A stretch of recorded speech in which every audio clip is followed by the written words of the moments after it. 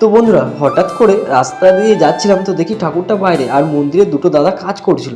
তো আমি ভাবলাম কেন কেন ঠাকুরটা বাইরে বের করেছে। ও, আমি তো ভুলেই গেছি, তো বাৎসরিক কাজ ছিল, তো ঠাকুমা টাকা দিয়ে দিয়েছিল তো চাঁদাটা দিয়ে আসার জন্য। তো আমি গেছিলাম চাঁদাটা দিয়ে আসার জন্য। তো চলো এরপরে যাব ঠাকুর আনতে। তো বক্স টক্স সব চলে এসছে, তো রেডি হয়ে গেছিলাম। আর কীরকম লাগছে আমাকে অবশ্যই কমেন্ট করে জানিও বন্ধুরা।